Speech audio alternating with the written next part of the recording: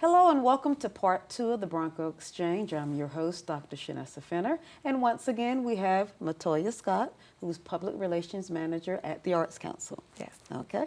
Now, Metoya, let's pick up a little bit and talk about this block party. It sounds like it's going to be a lot of fun. This block party is going to be amazing. When is it? The first one will be March 27th from 6 to 9 p.m. on the corner of Hay and Maxwell, where the Arts Council is located.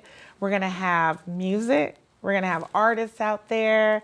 We're going to have fun for the kids, some activities, possibly a food truck. But that is in cooperation with the Cool Springs Downtown District's Fourth Friday. So there will be events going on all down the block. Okay. So Hence tell a me block more party. about it. I see you've got a neo-soul singer. Yes. So we are always looking for artists to perform at them. Currently, we will have Lemme Nolan. She is a neo-soul artist, R&B artist.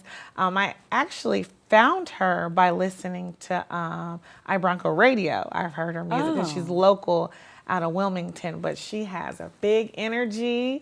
She has a little bit of gospel songs in there. She says she likes country and she can do country too, so who knows what we'll hear. All right. Okay. So you'll be highlighting women artists? You Yes, have vendors because March is Women's Heritage Month. Yay! So yes. Girls rock. Yes, absolutely. And so we really wanted to highlight our women artists. We're looking for women creatives to be vendors there. Of course, men are welcome to apply too. But each month we'd like to highlight a particular culture group or our, in general, just artists who, you know, are creatives, who do jewelry making, who do woodwork, who might do wind chimes and stuff. It's a variety of things. Last year we had hairstylists doing moving art with hair pieces. We had body artists painting mermaids on people outside at the block party. We had a dunk tank at one time at the block party. So we are ramping that up and ready to go every fourth Friday in up till September for International Folk Festival. We will have that block party outside, weather permitted. Okay. That's the next thing I was going to ask you about, the different festivals and all that the Arts Council. I know you all are involved in a lot of things. We do. So tell me about the festivals you're involved with. So the festival, one of our most known festivals is the International Folk Festival.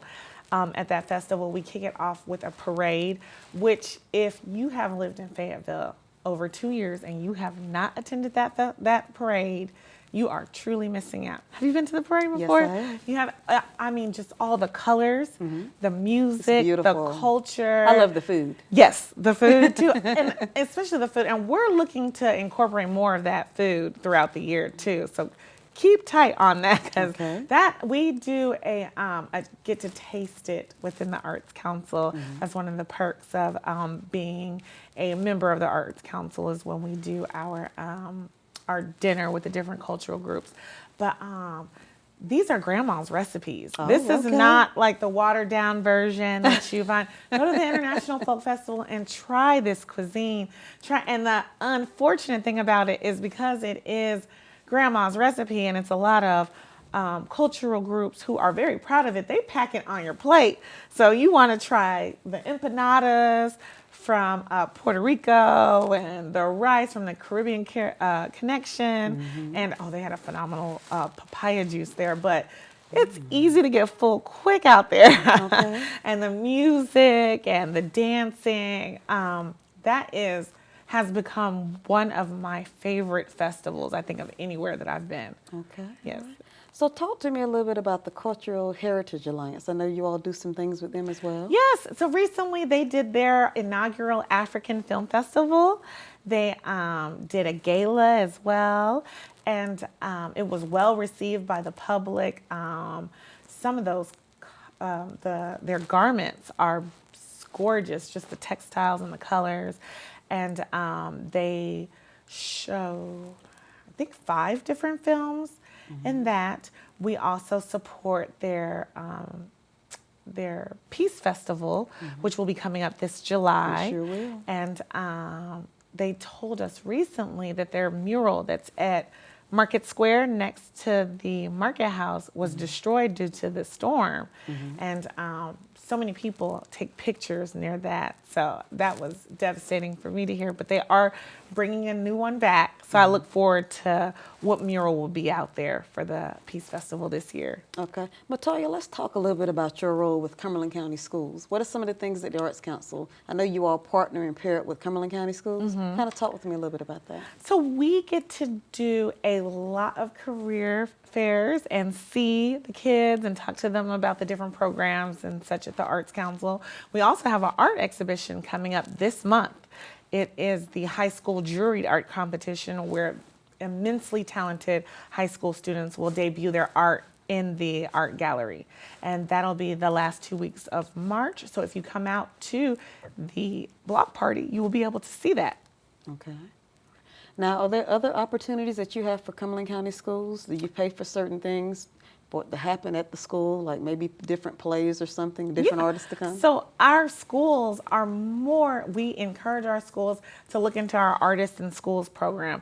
We actually have a program coming up in your school where we will have Living Rhythm come in with their African drums and their cowbells, teaching kids to count and doing rhythmic fun, and he is very high energy, and he teaches them I believe he's Nigerian, and he teaches them some words and commands, and just a whole lot of fun for everyone. Even the faculty was in there moving back and forth and enjoying that. So that we have an entire catalog of different artists that we bring. There's another local area school that's doing a puppet show. There's some theater programs. And what the Arts Council does is we match the funding to bring those artists. We are frequently looking for donors to contribute to help provide those activities, because it's very important that we keep art in our schools. That was my next question.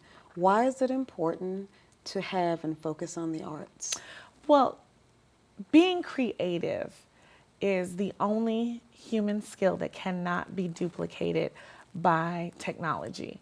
And it is important that our kids remain creative. It's an unfortunate thing that the art programs are leaving schools.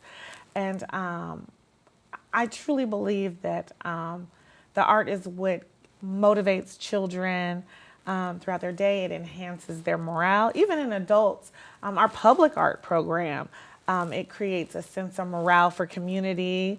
We love seeing the pictures on social media of people near our Dog and Goat or Natural Embrace, or now Winged Glory. That's our 8th piece that the city and our donors have graciously donated to purchasing for Fayetteville.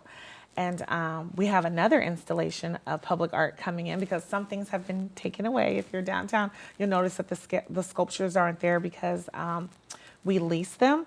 But this upcoming summer, we'll have a whole new group of sculptures out. And I've seen some of the pictures of them, and every year it gets better. Okay. Speaking of that, Metoya, how do you all decide which sculptures you will purchase or lease out, as you say? Yeah. So we have a committee. The Arts Council has several committees that we look for people who are interested in art to sit on. So if anybody's interested in sitting on our public arts committee, or a events committee, or our marketing committee, various committees, if you're interested in serving, reach out to the Arts Council, and you can apply to be on the committee to review the artwork. Of course, we work within a budget, and we seek donors. And if you donate to the public art, your name will be featured on the plaque that you help to bring that piece of public art to that, whether it's you or an organization, to Fayetteville. Okay, let's talk a little bit about the gallery walks. So the gallery walks are done by our voting member groups. Okay. And those are the galleries that are around downtown. If you have not visited these galleries, The art walkabouts are a perfect opportunity to do that. Behind the Arts Council is Cape Fear Studios. They currently have their Alfa Romeo Tango exhibition, and that is artwork that's featured by veterans in Cape Fear Studios. The Ellington White Gallery, they have they're on Gillespie, right next to Concourse 107. And there is also the 26 Gallery downtown and up and coming. They have a gallery also downtown. We have galleries here. FSU, the Rosenthal Gallery. It's a lot of group exhibitions that take place. We partnered with Cape Fear Studios to do a gallery exhibition. I believe 3 of the galleries that I mentioned, Rosenthal, Ellington White, and Up and Comings, did the bigger estate recently. So there are several opportunities to go to galleries, and all of these galleries, I believe, are free to go into. So take your family, tour the gallery, talk to your kids about what they see in the art, and support local art.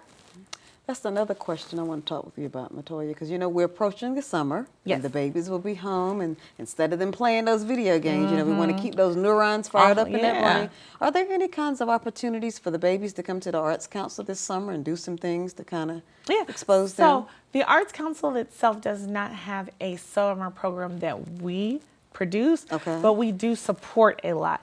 And if you are looking for something to do in Fayetteville, there's so much to do. Oh, yes. We have a website that is wearethearts.com.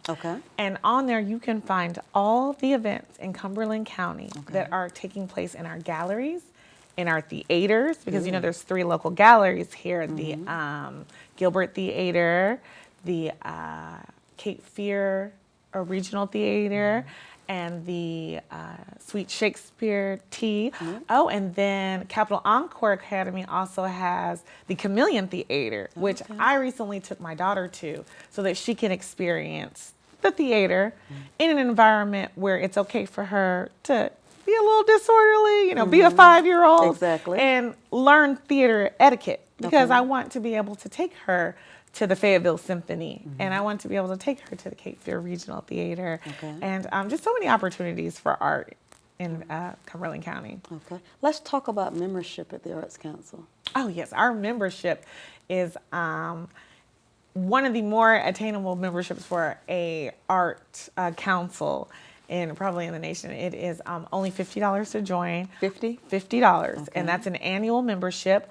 You'll be included as a member of the Arts Council. You'll receive firsthand notifications of our events and our activities, invited to our gallery opening receptions and our public art receptions.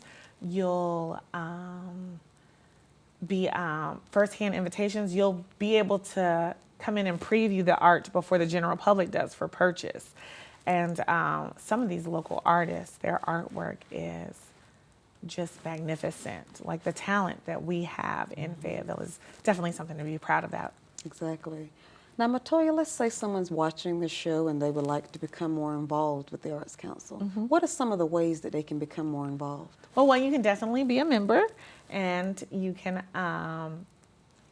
volunteer at the Arts Council. We're always looking for volunteers for International Folk Festival, for a Dickens Holiday, for True to Yourself, and for just our normal events, our 4th Friday block parties. We also look for donors for public art. We look for donors, of course, for those and sponsors for our festivals. So if you know that the company where you work is interested in sponsorship, feel free to let them know, like, hey, I think this is a great opportunity to support our community by contributing to a Dickens Holiday, for example. We just completed our 20th year of a Dickens Holiday, which has been referred to as something out of a Lifetime movie for Christmas, because it's just a magical experience a Dickens holiday in downtown Fayetteville. What are some of the things you all do for the Dickens holiday? So we are the producer behind a Dickens holiday. Okay. We have phenomenal partners with it. PwC does an excellent job every year of dimming all the lights in downtown Fayetteville so we can do our candlelight procession with the mayor and the chairman for the board, for the commissioners with the county, and Queen Elizabeth herself in the carriage ride. We have street performers dressed in Victorian era garments. I even had on a Victorian gown in downtown Fayetteville. We sell cider. We have children performing and live performers as Dickens characters. Bob Marley, Scrooge, even Tiny Tim is out there. And that is the day after Thanksgiving. Okay. And a great way to bring in the holidays. If you have family visiting, show them a little side of the camaraderie that comes to being in Fayetteville and do the candlelight procession. Okay, all right. Well, Metoya, I thank you so much for your time. This has been very enlightening information. Thank you. Okay, thank you for having me. And thank you, viewing audience, for watching the Bronco Exchange. I'm your host, Dr. Shanessa Fenner. Have a good one.